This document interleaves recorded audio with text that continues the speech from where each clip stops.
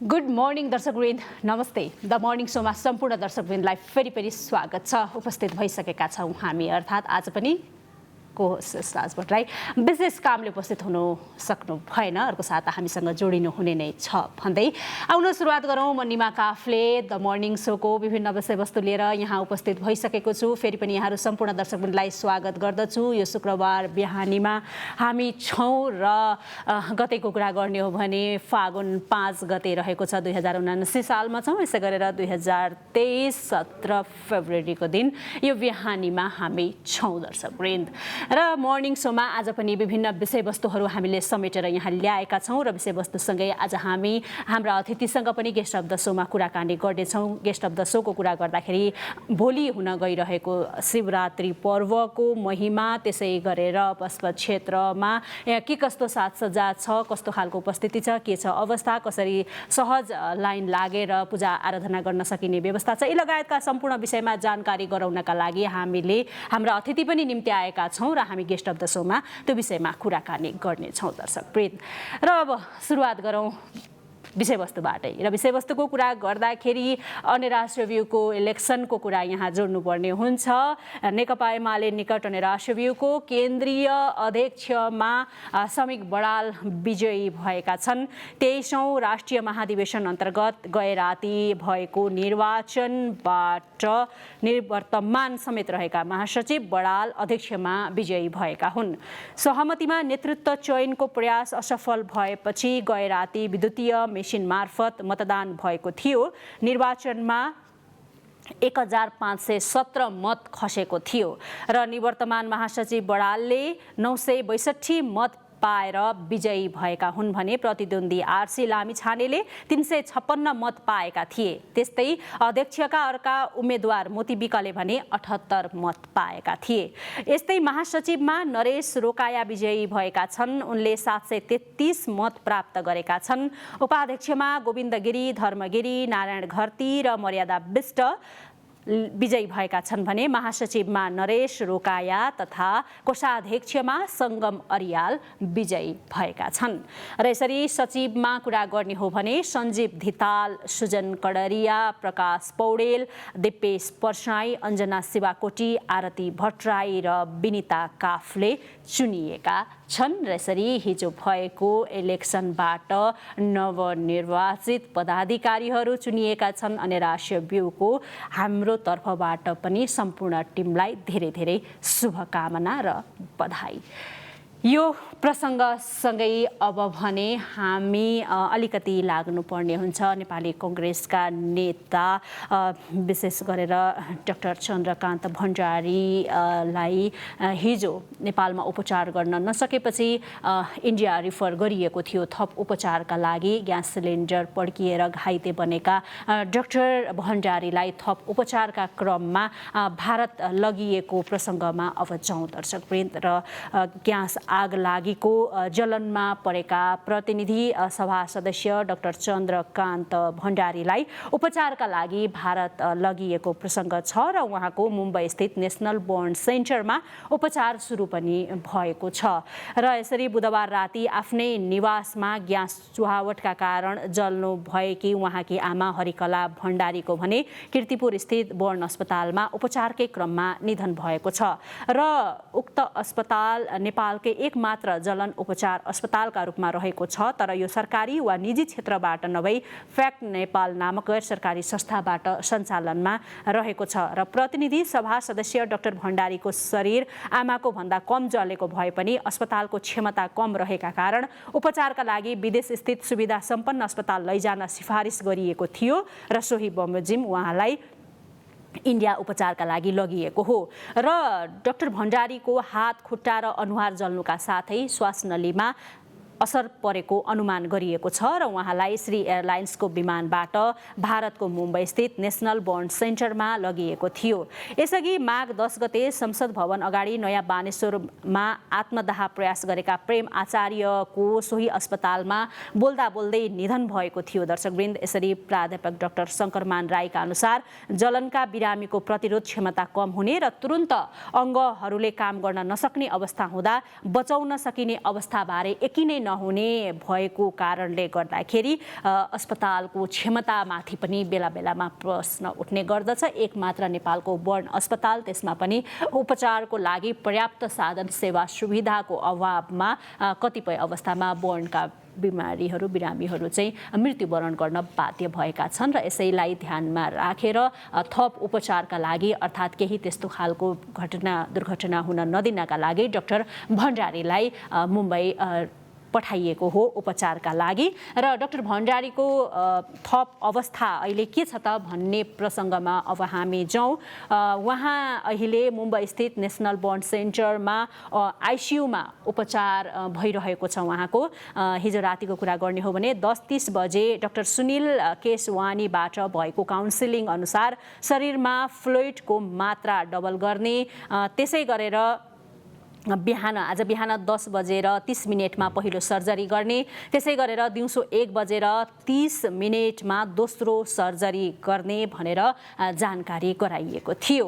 र यसै गरेर राति 11:30 बजे नै डाक्टर सन्दीप मिस्त्रीबाट भएको अर्को काउन्सिलिङबाट चाहिँ अर्थात् उहाँको अनुसार चाहिँ सबै प्यारामिटरहरू डाक्टर भण्डारीको नर्मल रहेको, तर 48 घण्टा डाक्टर भण्डारीलाई भेन्टिलेटरमै राखेर उपचार गरिने पनि जनाइएको भन्ने कुराहरू उहाँहरूले गर्दै गर्दा आइसियुमा उपचार पनि उहाँको भइरहेको छ, किनभने हृदयको चाल नर्मल रहेको अनि त्यसै गरेर उहाँलाई एन्टिबायोटिक्सहरू कन्टिन्यू गर्ने र अहिले आत्तिनुपर्ने अवस्था त्यस्तो नरहेको भन्ने पनि चिकित्सकहरूले जनाएका छन् दर्शकवृन्द। र यसरी डाक्टर भण्डारीको यति बेला मुम्बईको बर्न अस्पतालमा उपचार भइरहेको छ र चिकित्सकहरू उपचारमा लागिरहेको प्रसङ्ग र अहिले अवस्था ठिकै रहेको भन्ने प्रसङ्ग पनि हामीले जोड्यौँ दर्शकवृन्द। र बेला बेलामा यी यस्ता खालका सिलिन्डरहरू ग्यास लिक भएर हुने दुर्घटनाले मानिसको ज्यानै जानेसम्मका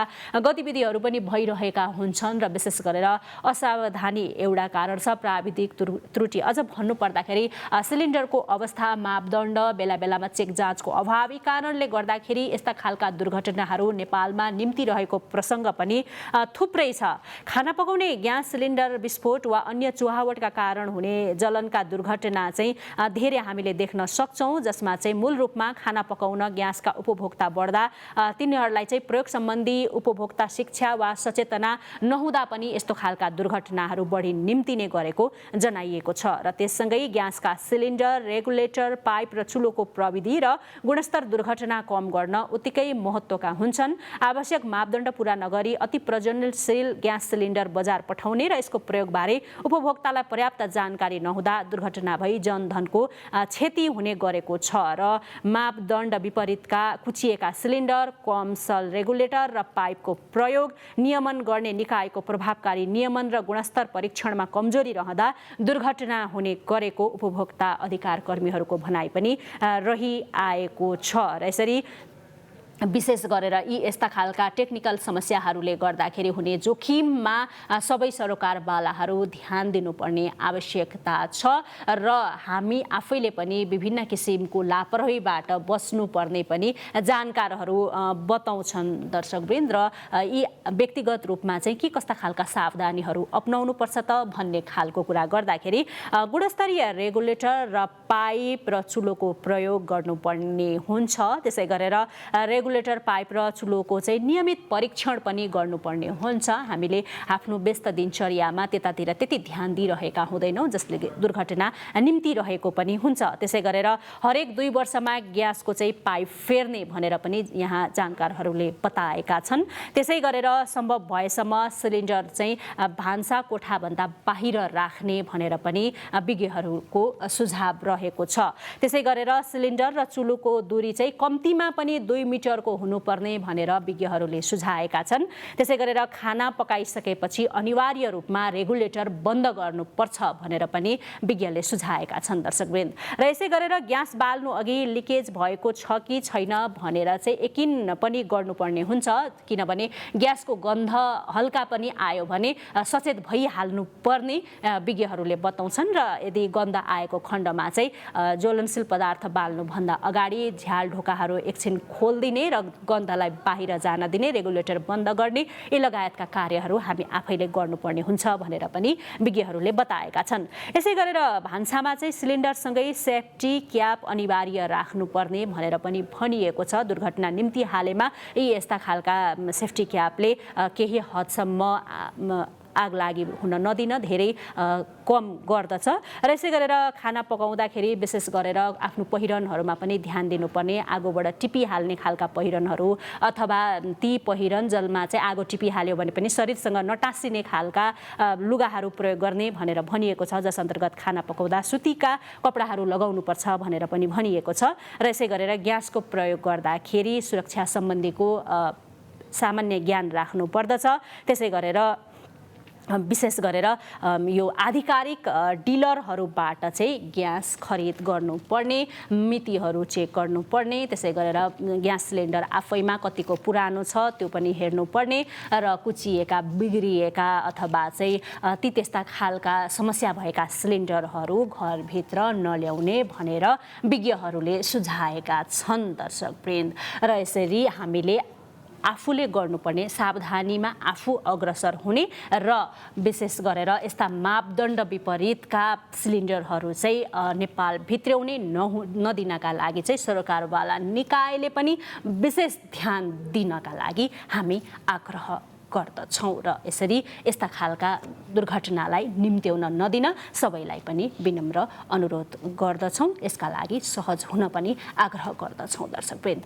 र अब द मर्निङ सोको यिनै विषयवस्तु जानकारीसँगै अब भने अलिकति अगाडि बढौँ। अगाडिको कुरा गर्दाखेरि भोलिको प्रसङ्गमा जाउँ, अर्थात् फागुन 6 गते। र फागुन 6 गते भन्ने बित्तिकै शनिबारको दिन महाशिवरात्रि पर्व हिन्दूहरूको मुख्य चाड मध्येको एक शिवरात्रि परेको छ। र शिवरात्रिको कुरा गर्दाखेरि हामी शनिबार आइतबार अनुपस्थित हुने कारणले गर्दाखेरि पनि आजै हामीले शिवरात्रिको महिमा, शिवरात्रिको सन्दर्भ लगायतका विषयवस्तुलाई यहाँ जोडेका हौँ दर्शकवृन्द। र भोलि शिवरात्रिको कुरा गर्दाखेरि भगवान शिवको उत्पत्ति भएको रातका नामबाट नामाकरण भएको यो पर्वको कुरा गर्दाखेरि कालरात्रि, मोहरात्रि, सुखरात्रि र शिवरात्रि नामक 4 प्रमुख रात्रि मध्येको एक पवित्र पर्वका रूपमा यो शिवरात्रि पुराणहरूमा चाहिँ वर्णित छ। र यसरी फागुन कृष्ण चतुर्दशीका दिन मनाइने यस पर्वलाई भगवान शिव र पार्वतीको विवाह भएको शुभ दिनको रूपमा पनि मानिन्छ। र यही दिनको सम्झना गर्दै हिन्दू धर्मावलम्बीहरूले शिवको मन्दिरहरूमा, शिवालयहरूमा गई पूजा आराधना गर्ने प्रचलन रहिआएको छ। र विशेष गरेर दूध बेलपत्रद्वारा भगवान शिवको पूजा अर्चना गर्ने परम्परा पनि रहिआएको छ। र देशका विभिन्न शिवालयहरूमा विशेष गरेर भोलि निकै भिड लाग्ने गर्दछ। र देशभरिको शिवालयहरूको कुरा गर्दाखेरि प्रमुख गन्तव्यको रूपमा रहेको अर्थात् हिन्दूहरूको आस्थाको धरोहर को रूपमा रहेको काठमाडौँमा स्थित पशुपतिनाथ मन्दिरमा भोलि विशेष पूजा आराधना हुने गर्दछ। र यसै गरेर देश विदेश स्वदेशबाट चाहिँ धर्मावलम्बीहरू, हिन्दू धर्मावलम्बीहरूको विशेष घुइँचो भोलि हामी देख्न सक्छौँ पशुपतिनाथ मन्दिरमा। र यसैलाई मध्यनजर गर्दै पशुपति क्षेत्रलाई विशेष सजाइएको पनि छ फुलहरूले। त्यसै गरेर विभिन्न साजसज्जा गरिएको छ र श्रद्धालु भक्तजनहरूलाई सहज रूपमा पूजा आराधना गर्नका लागि सहज व्यवस्था मिलाइएको पनि पशुपति क्षेत्र विकास कोषले जनाएको छ। हामीले दृश्यमा पनि कतिपय हद देखिरहेका छौँ। साजसज्जाको तयारी भइरहेको छ, गरिसकिएको छ, मन्दिरलाई सजाइएको छ र भोलि शिवरात्रिको तयारी लगभग अब पूर्ण हुनलाई अन्तिम अवस्थामा रहेको पशुपति क्षेत्र विकास कोषले जनाएको छ। र यसपटक अलिकति फरक पनि हुने भन्ने कुराहरू पनि गरिएको छ। साधु सन्तहरू पुगिसकेका छन्। यद्यपि तथ्याङ्ककै कुरा गर्ने हो भने 5000 भन्दा बढी साधु सन्तहरूको उपस्थित रहने, त्यसै गरेर धेरै सङ्ख्यामा चाहिँ श्रद्धालु भक्तजनहरूको उपस्थित रहने पनि पशुपति क्षेत्र विकास कोषले जनाएको छ। र यसपटकको फरकको कुरा अलिकति गर्दाखेरि उपस्थितिको कुरा यहाँ जोड्नु पर्ने हुन्छ दर्शकवृन्द। उपस्थितिको कुरा गर्दा उडिसाको पुरी स्थित गोवर्धन मठका शङ्कराचार्य निश्चल आनन्द सरस्वती महाशिवरात्रि पर्वको लागि काठमाडौँ आइपुग्नु भएको छ। उहाँ हिजो साँझ काठमाडौँ ओर्लिनु भएको हो र पशुपति विकास कोषको निमन्त्रणामा शिष्य र सहयोगी सहित उहाँ नेपाल एयरलाइन्सको उडान मार्फत दिल्लीबाट काठमाडौँ आइपुग्नु भएको हो र शङ्कराचार्यलाई कोषका अधिकारी तथा धर्मानुरागीहरूले चाहिँ त्रिभुवन अन्तर्राष्ट्रिय विमानस्थलमा स्वागत गरेका थिए। भारतवर्षमा हिन्दू धर्मका सर्वोच्च व्याख्याता एवं संरक्षक मानिने 4 शङ्कराचार्य मध्ये उहाँ सबैभन्दा वरिष्ठ शङ्कराचार्य हुनुहुन्छ र उहाँले चाहिँ फागुन 8 गतेसम्म काठमाडौँमा बस्ने कुरा छ। उहाँ यहाँ रहनुहुनेछ र यसै गरेर शङ्कराचार्यले शुक्रबार बिहान पशुपतिनाथको दर्शन गर्ने र हिन्दू धर्मका अनुयायीहरूलाई सम्बोधन गर्ने कार्यक्रम पनि रहेको छ र यसै गरेर सोमबारदेखि पशुपतिमा सुरु भएको लिङ्ग पुराणमा शङ्कराचार्य पनि सहभागी हुने प्रवचन दिने कार्यक्रम रहेको छ र यसै गरेर जगद्गुरुको उपस्थितिमा शङ्कराचार्यहरूको प्रतिष्ठापित मूर्तिमा प्राण प्रतिष्ठा गर्ने कार्यक्रम पनि रहेको पशुपति क्षेत्र विकास कोषले जनाएको छ।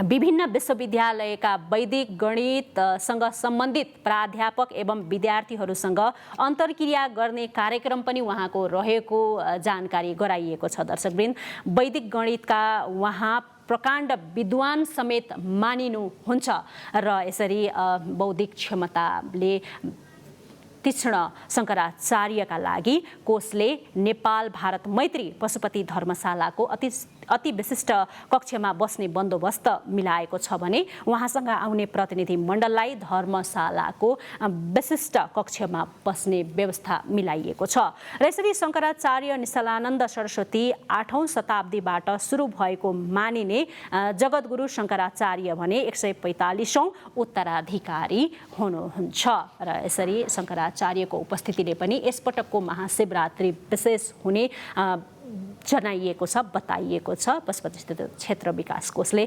जानकारी गराइएको छ र अलिकति शङ्कराचार्यको प्रसङ्ग आइ नै सक्यो र यसको इम्पोर्टेन्स नेपाल भारतसँग के रहेको छ अन्योन्याश्रित सम्बन्ध भन्ने कुराहरू पनि बेला बेलामा उठ्ने गरेको छ र यो प्रसङ्गमा अलिकति जानु पर्दाखेरि गोवर्धन मठपुरीसँग चाहिँ नेपालको विशेष सम्बन्ध रहेको छ दर्शकवृन्द।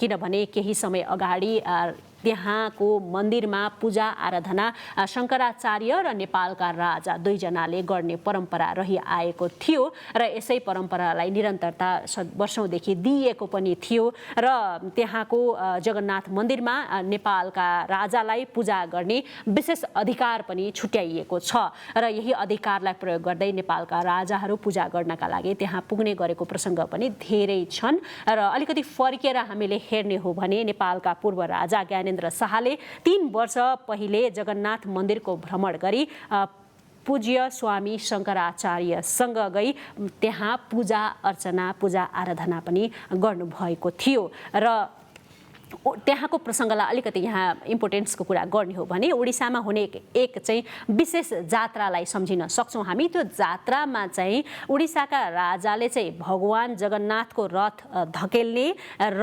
नेपालका राजा र शङ्कराचार्यले भने रथ यात्राको अवलोकन गर्ने परम्परा पनि सदियौँदेखि रहिआएको छ र यसरी नेपालको राजालाई क्षेत्र अधिकार दिएको प्रसङ्गहरू पनि निकै हामीले पहिले देख्न सक्थ्यौँ र 3 वर्ष अगाडि पूर्व राजा ज्ञानेन्द्रले पनि त्यहाँ गएर पूजा आराधना गर्नुभएको थियो दर्शकवृन्द।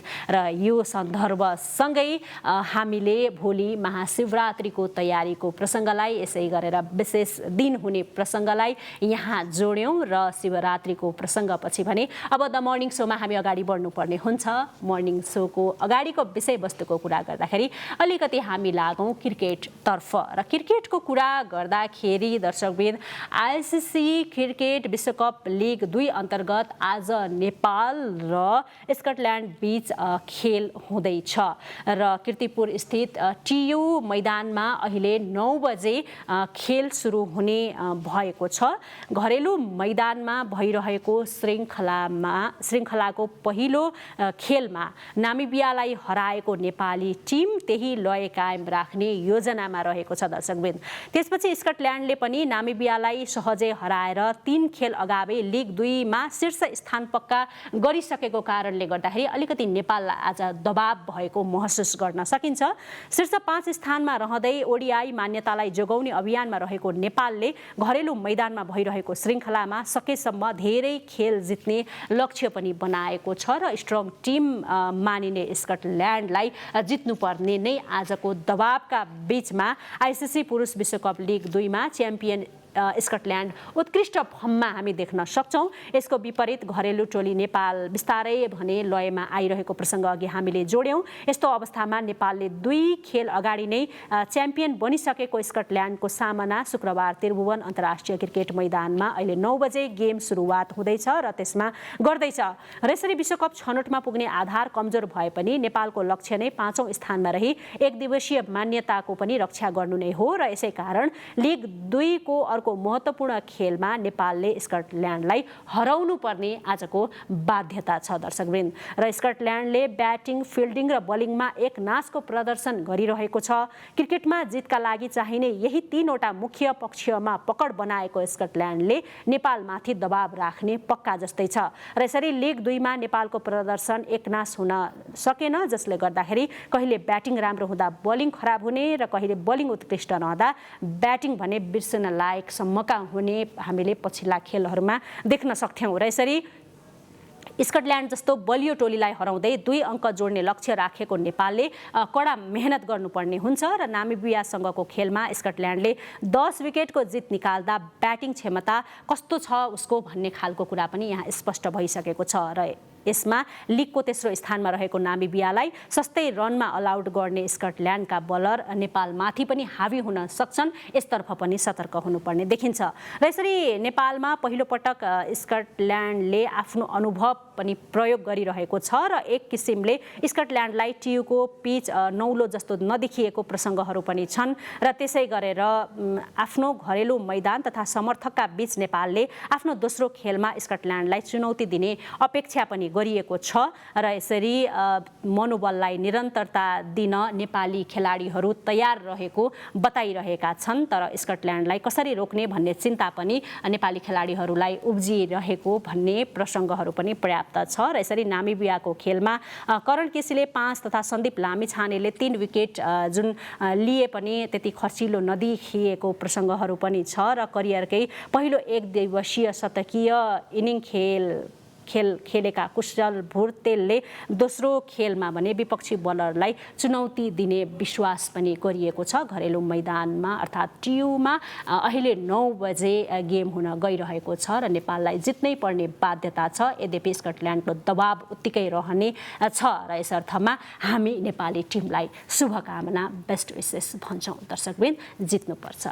र यो प्रसङ्गसँगै क्रिकेटको खेलको कुरासँगै अब भने हामी गेस्ट अफ द सोमा प्रवेश गरेका छौँ र गेस्ट अफ द सोको कुरा गर्दाखेरि थोरै द मर्निङ सोको सुरुवातमै मैले भनिसकेको छु। भोलि शिवरात्रिको कुरालाई यहाँ जोड्दै गर्दा भोलि महाशिवरात्रि परेको छ र महाशिवरात्रिका लागि देशभरका शिवालयहरूमा चाहिँ पूजा आराधना विशेष गरेर हुने गर्दछ र त्यसमा पनि एकदमै हिन्दूहरूको आस्थाको केन्द्रको रूपमा रहेको, धरोहरको रूपमा रहेको काठमाडौँ स्थित पशुपतिनाथ क्षेत्रमा चाहिँ विशेष पूजा आराधना गर्ने परम्परा रहिआएको छ र यो पूजा आराधनामा सहभागी हुनका लागि देश विदेशबाट साधु सन्त हिन्दू धर्मावलम्बीहरूको घुइँचो हामी देख्न सक्छौँ र यसको व्यवस्थापनको पक्षमा पनि उत्तिकै चुनौतीहरू हुने गर्दछ र पशुपति विकास क्षेत्र कोषले त्यसका लागि सम्पूर्ण तयारीहरू पुरा गरिसकेको जानकारी पनि गराएको छ र यो तयारी कसरी पुरा भएको छ, के छ अवस्था, के हुन्छ भन्ने विषयमा आज हामी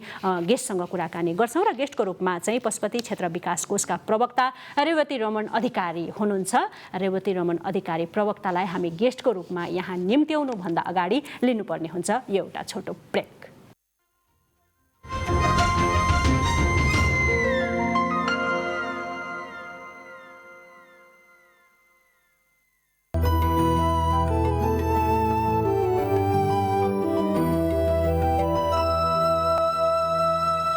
Guest of the show is brought to you by Ved International Consultancy.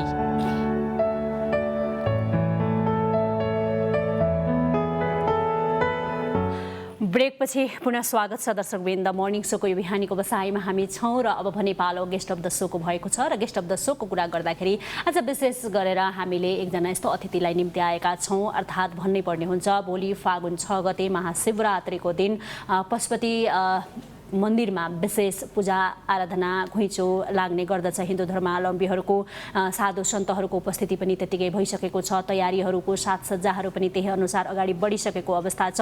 धेरै कुराबाट पशुपति मन्दिर तयारी साथ सबै हिन्दू धर्मावलम्बीहरूलाई स्वागत गर्नका लागि तयार रहेको पशुपति क्षेत्र विकास कोषले जनाएको छ र यससँग अरू डिटेल इन्फर्मेसन के छ, कसरी अगाडि बढिरहेको छ, के छ अवस्था लगायतका विषयमा आज हामी कुराकानी गर्दछौँ गेस्ट अफ द सोमा। र यसका लागि हामीसँग अतिथि पनि आइसक्नु भएको छ र अतिथिको कुरा गर्दाखेरि पशुपति क्षेत्र विकास कोषका प्रवक्ता रेवती रमण अधिकारी हामीसँग हुनुहुन्छ। आउनुहोस् उहाँलाई स्वागत गरौँ।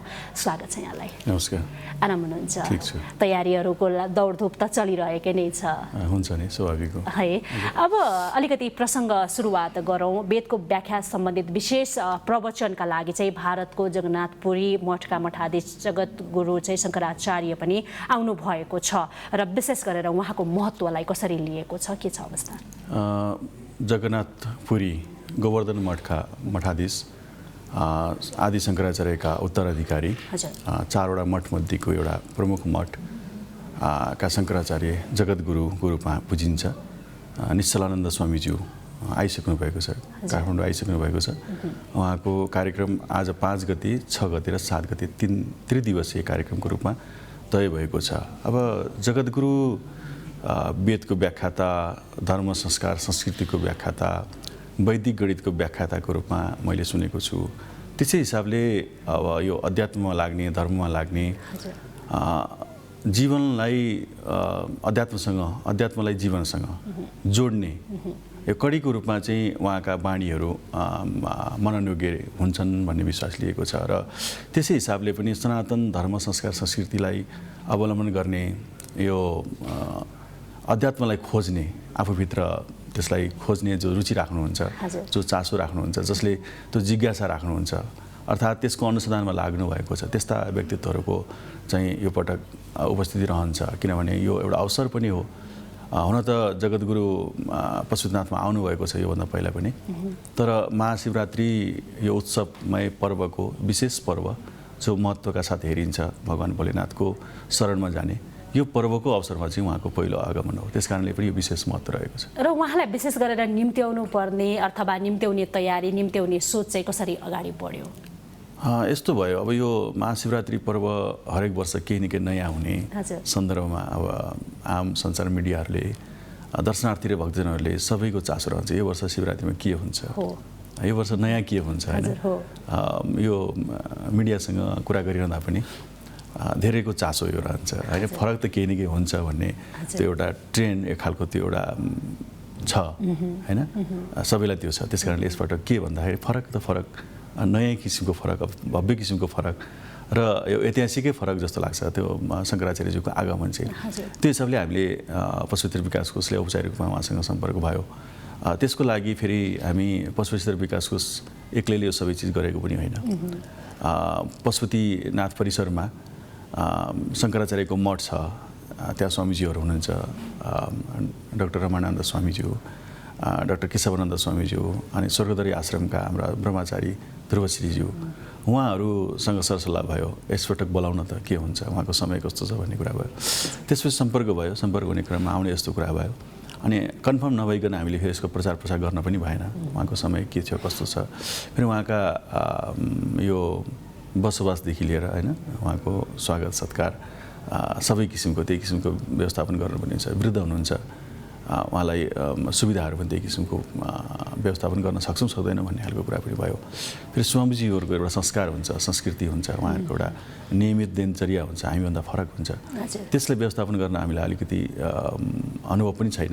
त्यस हिसाबले पनि चुनौती पनि भयो, अवसर पनि भयो। फेरि त्यस हिसाबले पनि हामीले स्वामीजीहरूकै यो लगभग सह-आयोजकको रूपमा स्वामीजीहरूलाई नै जिम्मा दियौँ। यसै सन्दर्भमा चाहिँ उहाँहरूको खानपिन, उहाँहरूको बसोट, उहाँहरूको रहनसहन, यहाँ बसुन्जेल, यहाँ रहन्जेल, स्वामीजीहरूको मार्फतबाट गर्ने र अन्य सपोर्टिभ व्यवस्थापन चाहिँ पशुस्तर विकास कोषले गर्ने।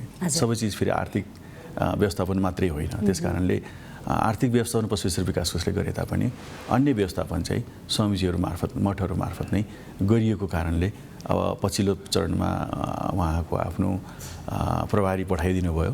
त्यसपछि उहाँको प्रभारीले हेर्नुभयो, कार्यक्रम स्थल हेर्नुभयो, बस्ने स्थल हेर्नुभयो, पेरिफेरी हेर्नुभयो होइन, अनि ओके गरेर जानुभयो। त्यसपछि बल्ल कन्फर्म भएको कारणले उहाँको आगमन सम्भव भएको छ। यो 3 दिनको बसाइमा विशेष गरेर के भूमिका रहनेछ उहाँको, के गर्नुहुनेछ? अब आज 11 बजेदेखि 1:30 बजे अपराह्न 1:30 बजेसम्म उहाँको कार्यक्रम छ, सत्सङ्ग छ, आशीर्वचन छ।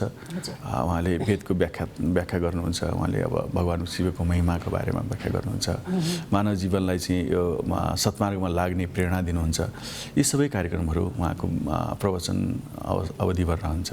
त्यसपछि भोलि महाशिवरात्रि पर्वको दिन पनि छोटो कार्यक्रम छ, किनभने हामी लाखौँको सङ्ख्यामा त्यो एउटा दर्शनार्थीहरू श्रद्धालुहरू आउने कार्यक्रमलाई हामीले व्यवस्थित गर्नुपर्ने हुन्छ। त्यस कारणले उहाँको कार्यक्रम लामो हुन सक्दैन। उहाँको दर्शन हुन्छ, भगवान् पशुपतिनाथको दर्शन हुन्छ। त्यसपछि शङ्कराचार्य मठ जो भूकम्पमा क्षति भएको थियो, भूकम्पपछि पुनर्निर्माण भएको छ, त्यसको अनावरणको कार्यक्रम छ र छोटो उहाँको आशीर्वचन कार्यक्रम छ विशेष महाशिवरात्रिको दिनको। त्यसपछि हामी 7 गते महाशिवरात्रिको भोलिपल्ट उहाँलाई अभिनन्दन गर्दै उहाँका दिव्य बाणीहरू सुन्दै उहाँलाई चाहिँ औपचारिक रूपमा चाहिँ पशुपति क्षेत्रबाट हामीले कार्यक्रमको समापन गर्छौँ र उहाँ 8 गते बिहान सबेरै फर्किने कार्यक्रम छ। र उहाँको प्रवचन सुन्नका लागि सबैलाई अनुमति छ या के छ अवस्था? त्यो हामीले उपलब्ध गरेको, हामीले व्यवस्थापन गरेको ठाउँले मात्रै पुग्दैन जस्तो लाग्छ हामीलाई, किनभने हजारौँको सङ्ख्यामा आउनुहुन्छ। हामी करिब 2500-3000 सम्म त हामीले कुर्सी सहितको व्यवस्थापन हामीले मिलाएका छौँ। त्यतिले मात्र पर्याप्त हुँदैन। त्यसकारणले उहाँका बाणीहरू सुन्नका लागि, उहाँलाई अलिक परबाट भए पनि दर्शन गर्नका लागि त्यो परिसरलाई हामीले खुला गरेका छौँ। हामी त्यहाँसम्म जाने कसैलाई असहज अवस्था नरहोस्, परिस्थिति नरहोस् भनेर व्यवस्था मिलाएको छ।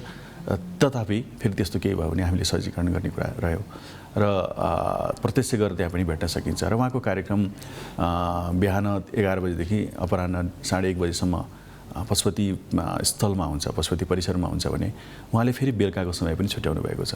त्यहाँ समय दिन नसक्ने अथवा त्यहाँ जान नसक्ने, त्यहाँ पुग्न नसक्नेहरूका लागि फेरि साँझ 5 देखि 7 बजेको समय उहाँले आफ्नो निवास स्थान यो तिलिगङ्गामा रहेको नेपाल भारत मैत्री धर्मशालाको माथिल्लो तलामा टप फ्लोरमा उहाँको बसोबासको व्यवस्था मिलाइएको छ। र त्यही स्थलमा चाहिँ उहाँको छुट्टै फेरि गणितको विषयमा सत्सङ्ग हुन्छ, प्रश्नोत्तरको कार्यक्रम।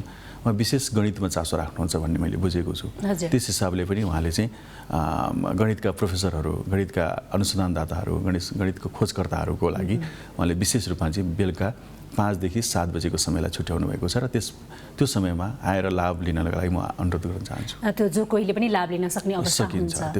त्यसमा विशेष गरी गणितको विषय रह्यो, तर पनि फेरि वेदको, संस्कारको, संस्कृतिको, धर्मको हैन, मानव जीवनको सत्मार्गमा कसरी लाग्ने यी विविध विषयमा पनि उहाँले त्यो समय छुट्याउनु भएको छ।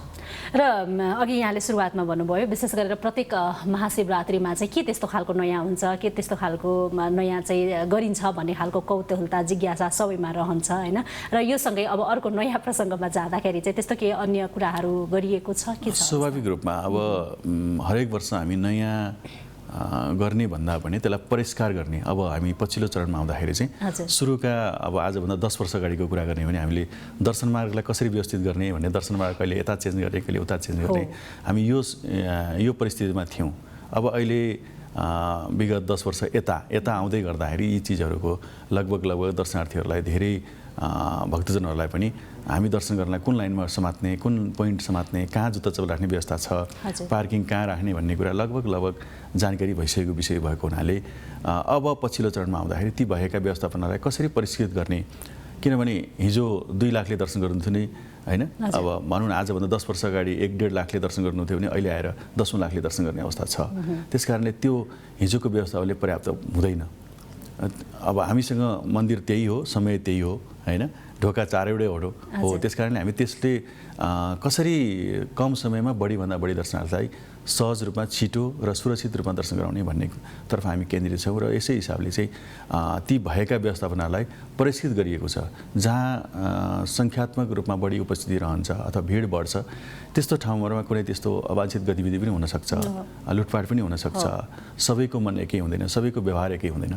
त्यो हिसाबले पनि हामीले ती विषयहरूलाई पनि गम्भीरताका साथ लिएर पछिल्लो चरणमा अब सुरक्षाको प्रत्याभूति दिनका लागि सादा पोसाकमा एक हप्ता अगाडिदेखि नै सुरक्षाकर्मीहरू परिचालन भएको छ।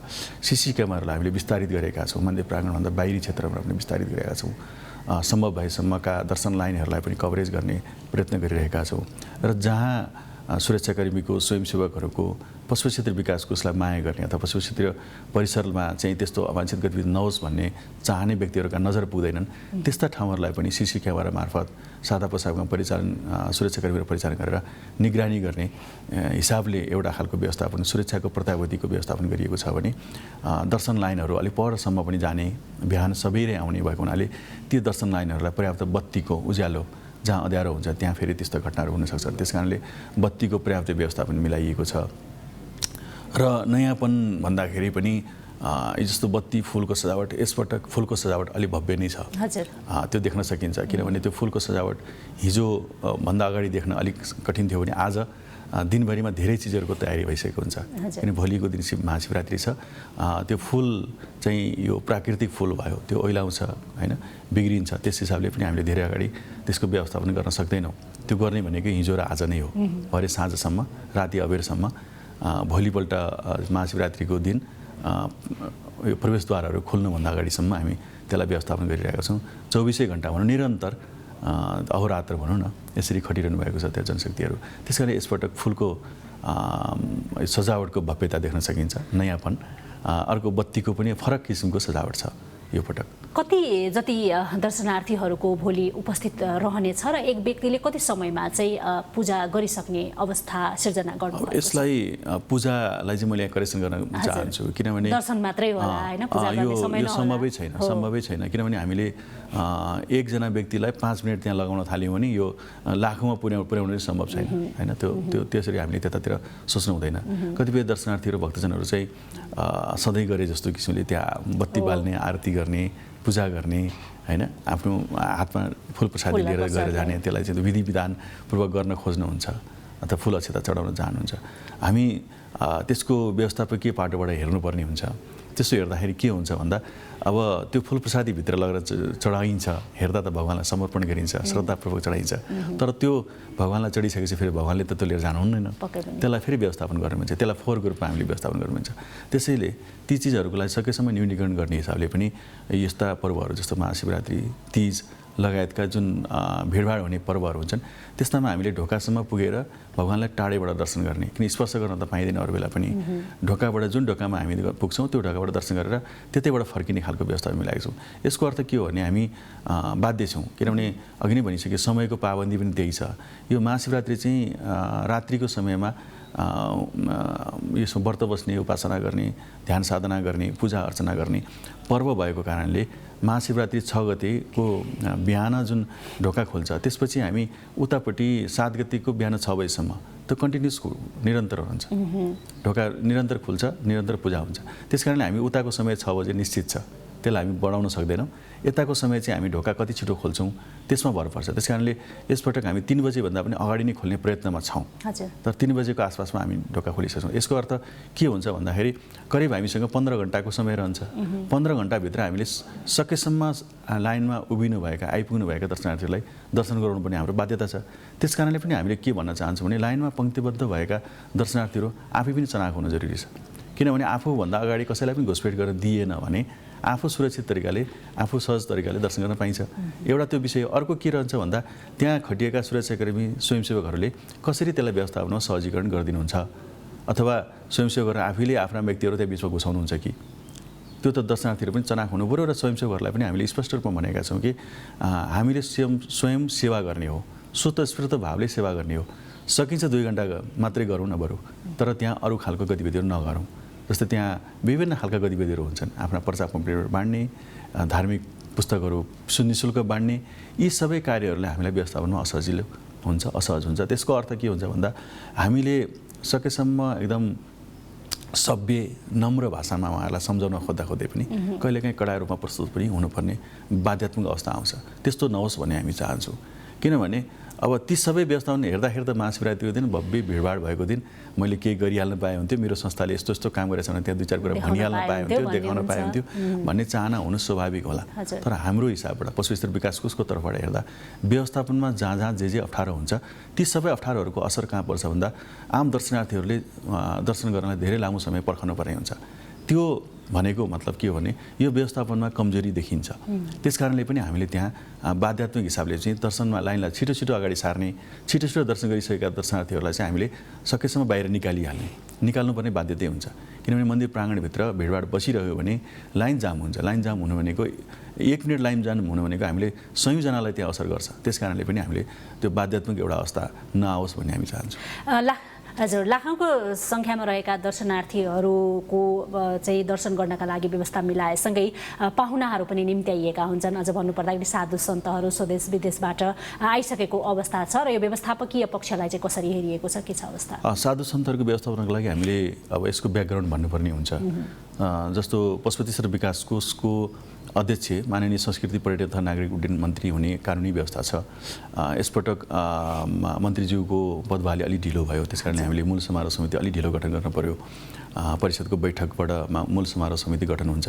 माननीय संस्कृति पर्यटन तथा नागरिक उड्डयन मन्त्रीको सुदन किराँतीज्यूको अध्यक्षतामा 201 सदस्यीय महाशिवरात्रि पर्व व्यवस्था मूल समारोह समिति 2079 गठन भइसकेको र मूल समारोह समिति अन्तर्गत विभिन्न विषयगत रूपमा चाहिँ 8वटा उपसमितिहरू गठन भयो। त्यसले एउटा सुरक्षा निकायलाई समन्वय गर्ने एउटा उपसमिति, दर्शनलाई समन्वय गर्ने अर्को उपसमिति, रात्रिकालीनको समयलाई हेर्ने गरी पनि चन्दन व्यवस्थापनका लागि अर्को उपसमिति, त्यसै गरी यो वातावरण सरसफाइलाई हेर्ने अर्को उपसमिति, स्वास्थ्य शिविरहरूको सञ्चालनको व्यवस्थापन हेर्ने अर्को उपसमिति, मेला बजारको व्यवस्थापनको लागि अर्को उपसमिति र साधु सन्त सेवा धार्मिक कार्यक्रमको लागि अर्को उपसमिति, त्यसै गरी आवास भोजन क्षेत्रको स्थलको व्यवस्थापनका लागि अर्को उपसमिति, यसरी 8वटा उपसमितिहरू गठन गरेर कार्य विभाजन गरेको र त्यही अनुसार जिम्मेवारी बाँडफाँड गरिएको। त्यसको संयोजकत्व चाहिँ परिषद सदस्यज्यूहरूले लिनुभएको कारणले साधु सन्तहरूको व्यवस्थापन है धार्मिक कार्यक्रमहरूको व्यवस्थापनका लागि छुट्टै समिति मार्फत काम भइरहेको छ र साधु सन्तहरूका लागि आवास भोजनको व्यवस्था फेरि अर्को उपसमितिले समन्वय गर्छ। यस हिसाबले हेर्दाखेरि साधु सन्तहरू जो बस्न चाहनुहुन्छ, हिजो बेलुका मात्रै पनि म अबेरसम्म फिल्डमै थिएँ, 1000 जना जति चाहिँ एउटा तलको स्थलमै मात्रै त्यहाँ भोजन गरेर त्यहाँ बस्नुभएको थियो र धेरैजसो साधु सन्तहरू हिजो एकादशीको दिन औपचारिक रूपमा चाहिँ दिगम्बरी बाबाहरू चाहिँ मन्दिर प्राङ्गणभित्र प्रवेश गर्नुहुन्छ र उहाँ मन्दिर प्राङ्गणभित्रै त्यो परिसरभित्रै बस्नुहुन्छ एकादशीदेखि महाशिवरात्रि सम्पन्न भएको भोलिपल्टसम्म, महाशिवरात्रिको भोलिपल्टसम्म। त्यस कारण उहाँहरूको भोजनको व्यवस्थापन त्यहीँ हुन्छ, ध्वनिको व्यवस्थापन हामीले दाउरा त्यहीँ उपलब्ध गराएका हुन्छौँ। यसमा गुठी संस्थानले पनि समन्वय गरिरहेको हुन्छ। विभिन्न धार्मिक सामाजिक संस्थाहरूले पनि त्यसमा सहयोग गरिरहनु भएको छ, भोजन वितरणका लागि, भोजन पकाउनका लागि हैन, भोजनको व्यवस्थापन गर्नका लागि। पशुस्तर विकासको समन्वय सबै ढङ्गले गरिरहेको हुन्छ, एकीकृत रूपमा गरिरहेको हुन्छ। त्यसको समन्वय र नेतृत्व पशुस्तर विकासले गरे तापनि यसमा थुप्रै मनकारी दाताहरूको पनि सहयोग छ। कतिपय अवस्थामा दर्शनार्थीहरूको गुनासो रहँदै गर्दाखेरि हामीले प्रत्येक वर्ष जस्तो साधु सन्तहरूको गुनासो पनि बाहिर आइरहेको देखेका हुन्छौँ। कहिले अब पर्याप्त चाहिँ दक्षिणाका कुराहरू, भेटीका कुराहरूमा पनि अभाव भयो भन्ने खालका समेत गुनासासहित अन्य गुनासाहरू पनि हुन्छन् हैन। यो वर्ष त्यो गुनासो दोहोरिन्छ कि दोहोरिँदैन? यस्तो रहन्छ। अब यसमा साधु सन्तहरू भनेको हामी त कर्म गर्ने मान्छे, हामी पारिवारिक सञ्जालमा छौँ, जन्जालमा छौँ हैन, हामीसँग विभिन्न बाध्यता होला। साधु सन्तहरू त सबै परिवार, आफ्नो जात, धर्म अनि संस्कार सबै छोडेर एउटा भगवान लीन भएका साधु सन्तहरू वास्तवमा त्यस्तो खालको गतिविधि, त्यस्तो खालको व्यवहार नदेखाउनु पर्ने हो। हामी सबै ढङ्गले उहाँलाई अनुरोध गर्ने कुराहरू रहन्छ र विगतमा पनि रहेको थियो, अब पनि रहन्छ। अब दान दक्षिणाको कुरा त साधु सन्तहरूलाई स्वाभाविक अहिलेको जमानामा पैसा चाहिन्छ, तर साधु सन्तहरूले पैसाका लागि त्यस्तो बमण्डर गर्नु, त्यस्तो खालको हल्लाखल्ला गर्नु त्यति राम्रो त होइन। फेरि के हो भने योभन्दा धेरै पहिला एकदम सीमित मात्रामा उहाँलाई दान दक्षिणा हुन्थ्यो। अहिले त कस्तो छ भने गुठी संस्थानले एक खालको उहाँहरूको एउटा र्याङ्किङ छ, साधु सन्तहरूको पनि र्याङ्किङ हुँदो रहेछ। उहाँहरूले चाहिँ त्यो र्याङ्क अनुसार चाहिँ एउटा पट्टा वितरण गर्नुहुन्छ। त्यो पट्टाको आधारमा उहाँहरूले जति गुठी संस्थानले जति त्यसको व्यवस्थापन गरेको छ त्यसको आधा जति हामीले पशु क्षेत्र विकास कोषको तर्फबाट थप्ने प्रचलन धेरै वर्ष भएको छैन। यो 8-9 वर्ष यतादेखि पशु क्षेत्र विकास कोषले पनि गुठी संस्थानले दिएको दान दक्षिणामा त्यसको आधा बराबर चाहिँ थप गरेर दिने चलन छ। र कतिपय फेरि व्यक्तिगत रूपमा पनि उहाँहरूले चाहिँ साधु सन्तहरूलाई मैले सहयोग गर्छु, दान गर्छु भन्ने हिसाबले पनि व्यक्तिगत रूपमा पनि थप्नुहुन्छ। त्यस कारणले उहाँलाई अब सम्पत्तिले त कसलाई पुग्छ र होइन, तर साधु सन्तहरूलाई उहाँहरूको बाटो खर्च, सामान्य खान बस्न यहाँ व्यवस्थापन गरिएको हुन्छ। बाटो खर्च फेरि बिचमा जाँदा जाँदै केही खर्च पुगेन भने त्यहाँ बिचमा पनि व्यवस्थापन हुनसक्छ होइन। त्यस हिसाबले पनि त्यस्ता खालका केही साधु सन्तहरू जो साधु सन्तको भेषमा हुन सक्नुहुन्छ, मैले यो अलिक बाध्यतापूर्वक भन्नुपर्ने हुन्छ। साधु सन्तलाई हामीले सम्मान गर्नुपर्छ। भगवान् पशुपतिनाथको मन्दिरमा साधु सन्तहरूको उपस्थिति बिना यो महाशिवरात्रि अधुरो रहन्छ। त्यस कारणले उहाँहरूलाई हामी के भन्छौँ भने सबै लोभ मोह होइन, यो सांसारिक जीवनबाट पर पुगेर भगवान्को नजिक पुगेको सन्तको रूपमा हामी मान्छौँ नि त। त्यस कारणले हामीले उहाँलाई श्रद्धा गर्छौँ नि त। त्यस कारणले उहाँहरू अब एक किसिमले हेर्दाखेरि यो समाजमा नपच्ने खालका भेषमा पनि उहाँ हुनुहुन्छ नि त कतिपय अवस्थामा होइन। नागा बाबा किन राखेको पशुपति, किन हटाउन नसकेको, हामी कमेन्ट सुन्छौँ नि त। त्यो पनि एउटा आवाज हो। त्यति हुँदाहुँदै पनि हामीले किनभने उहाँहरू यो संसारको लाज पनि पचाउन सक्ने अवस्थामा पुग्नु भएको भन्ने सोचेको हो नि त। उहाँहरूबाट यस्तो खालको गुनासो आउनु चाहिँ स्वाभाविक हुँदैन। पक्कै पनि। र अब गुनासोकै कुरा गर्दाखेरि कतिपय हकमा दर्शनार्थीका गुनासाहरू पनि रहन्छन् र गुनासोलाई अझ जोड्नु पर्दाखेरि प्रत्येक वर्ष हुने यो महाशिवरात्रिमा पूजा आराधना गर्नका लागि देशका उच्च स्तरका व्यक्तिहरूको पनि उपस्थिति रहने गर्दछ र विशेष गरेर राष्ट्रपतिको पनि त्यहाँ उपस्थित रहने गर्दछ। र यो राष्ट्रपतिको सुरक्षाका निम्ति भन्दै केही समयलाई उहाँको पूजा आराधनाका बेलामा रोकिने, दर्शनार्थीका लागि पूजा रोकिने अर्थात् दर्शन गर्नका लागि रोकिने व्यवस्था गरिएको हुन्छ होइन। यसलाई चाहिँ विशेष गरेर दर्शनार्थीहरूले गुनासोको रूपमा पनि लिइरहेका हुन्छन्। यसलाई चाहिँ व्यवस्थापनको पक्ष कसरी हेरिएको छ? साधारणतया राष्ट्रपतिज्यू राष्ट्र प्रमुखको रूपमा त्यो संस्था हो, राष्ट्र प्रमुख संस्था हो, त्यसलाई हामीले व्यक्तिगत रूपमा हेर्नु हुँदैन। राष्ट्र प्रमुखलाई हामीले सम्मान नगर्ने भने कसलाई गर्ने त? राष्ट्रलाई सम्मान नगर्ने कसलाई गर्ने त होइन र? त्यस कारणले पनि राष्ट्र प्रमुख आउँदा केही त्यसका प्रोटोकलहरू हुन्छन्, सुरक्षाका दृष्टिकोणले प्रोटोकल हुन्छन्। त्यसमा पशु क्षेत्र विकास कोषले हस्तक्षेप गर्न मिल्दैन, अनुरोधसम्म गर्न मिल्ला होइन। अनुरोध हामीले गरेका छौँ, सम्भव हुन्छ भने हामीले राष्ट्रपतिज्यूको सामान्य राष्ट्रपतिज्यूको पूजा चलिरहँदा अर्का ढोकाहरूबाट पनि दर्शन गर्न सकिन्छ कि भन्ने कुरा हो। फेरि कस्तो हुन्छ नि कतिपय व्यक्तिहरूमा अब एउटा भाव उत्तेजना आउन सक्छ। त्यो कारणले फेरि सुरक्षाका दृष्टिकोणले उहाँहरूको आफ्नै प्रोटोकल मैले भनिसकेँ, त्यसलाई हामीले प्रभाव पार्न मिल्दैन। त्यस कारणले पनि त्यो सबै भएको हो। तर त्यसलाई के भन्न सकिन्छ भन्दा सकेसम्म जो पूजा अर्चना गरिन्छ त्यसलाई अब अघि मैले भने जस्तै आम सर्वसाधारणका लागि त्यहाँ गएर बत्ती बाल्ने, धुपबत्ती बाल्ने, अब फुल अक्षता चढाउने हामी नगरे हुन्थ्यो भनेर हामीले त्यस्तो व्यवस्थापन गरिरहेका छौँ भने सामान्यज्यूले पनि सकेसम्म छोटो रूपमा चाहिँ त्यो पूजालाई सम्पन्न गर्नुभएकै अवस्था हो। त्यस कारणले त्यस्ता व्यवस्थापनमा हामी विशेष ध्यान दिन्छौँ र त्यो कारणले यो पटक पनि सामान्यज्यू आउने हामीले सूचना प्राप्त भएकै छ। उपराष्ट्रपतिज्यू चाहिँ महाशिवरात्रिको दिन अब विविध कारणले होला सायद उपराष्ट्रपति चाहिँ नआउने भन्ने खालको हामीले सूचना पाएका छौँ, औपचारिकता होइन।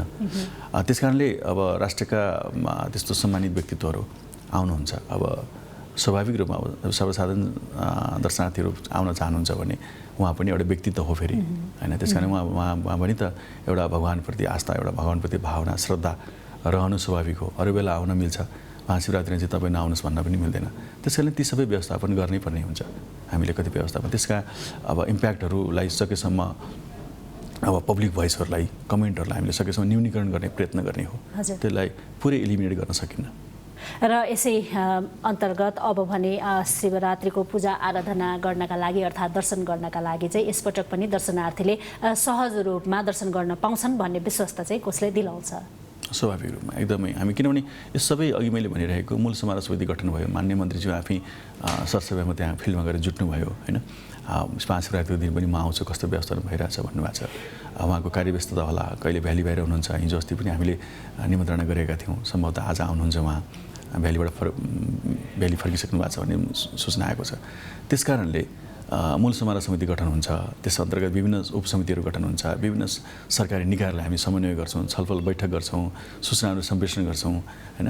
अब विभिन्न सञ्चार माध्यमहरू मार्फत चाहिँ सूचित गरिराखेको हुन्छ। यी सबैको व्यवस्थापन भनेकै दर्शनार्थीलाई सहज सरल र सुरक्षित दर्शन गराउने नै भएको हुनाले अब पशुपेश्वर विकास कोष त्यसैको लागि स्थापना भएको भगवान पशुपतिनाथको मन्दिरमा चल्ने जात्रा पर्व होइन, यसको मूर्त अमूर्त सम्पदाहरूको संरक्षण, यस क्षेत्रका सम्पदाहरूको पुनर्निर्माण, जीर्णोद्धार, विकास, दर्शनार्थीहरूलाई सेवा सुविधा दिन स्थापना भएको संस्था भएको हुनाले ती सबै जस्तासुकै चुनौती आए पनि त्यसलाई सामना गर्दै त्यसको व्यवस्थापन गर्नुपर्ने बाध्यात्मक अवस्था हो, त गर्नै पर्ने हुन्छ। त्यस कारणले गर्न तयार छौँ।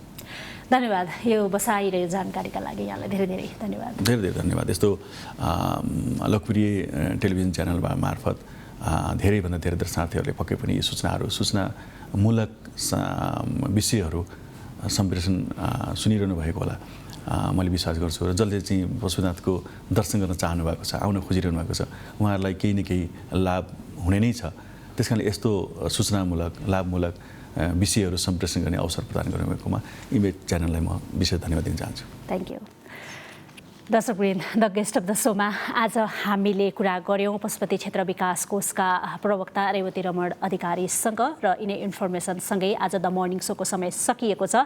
मन्डे टु फ्राइडे यो मर्निङ सो लिएर हामी उपस्थित हुने गर्दछौँ। यस अर्थमा शनिबार र आइतबार हाम्रो अनुपस्थिति रहनेछ। हामी भन्ने बित्तिकै को-होस्ट शेषराज भट्टराई र म अर्को साता उपस्थित हुने नै छौँ। विभिन्न विषयवस्तु र गेस्टसँग धेरै कुराकानी गर्नका लागि यहाँहरूलाई जानकारीमूलक कन्टेन्टहरू लिएर उपस्थित हुने नै छौँ भन्दै त्यतिखेरसम्मको लागि बिदा दिनुपर्ने हुन्छ। आफ्नो स्वास्थ्यको ख्याल गर्नुहोला। Have a great day. नमस्ते।